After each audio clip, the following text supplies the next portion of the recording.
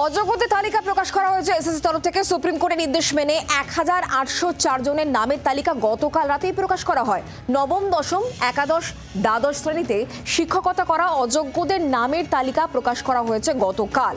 অযোগ্যদের নামের তালিকা প্রকাশ, তাহলে যোগ্যরা কেন পরীক্ষা দেবেন, এই দাবি নিয়েই এবার সুপ্রিম কোর্টে যাচ্ছেন যোগ্য চাকরিহারা শিক্ষকেরা। কাল এসএসসি অভিযানে ডাকও দেওয়া হয়েছে তাদের তরফ থেকে। আর এই বিষয় নিয়ে চাকরিহারা শিক্ষক সুমন বিশ্বাস, তার কি বক্তব্য শোনাবো।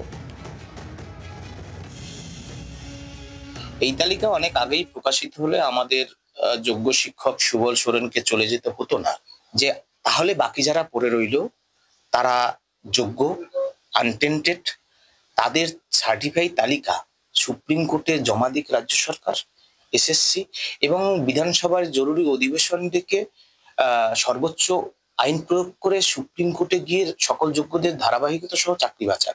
এই দাবিতে আগামীকাল এসএসসি অভিযান হবে। এসএসসির সামনে লাগাতার অবস্থান, লাগাতার অনশন হবে শান্তিপূর্ণভাবে, আইন শৃঙ্খলা মেনে। এই দাবিতে মাননীয় চেয়ারম্যান সিদ্ধার্থ মজুমদার এবং রাজ্যের মাননীয় মুখ্যমন্ত্রীর সাথে আমরা আলোচনা চেয়েছি। বাংলার আওয়াজ, বাঙালির আবেগ, জি 24 ঘন্টা।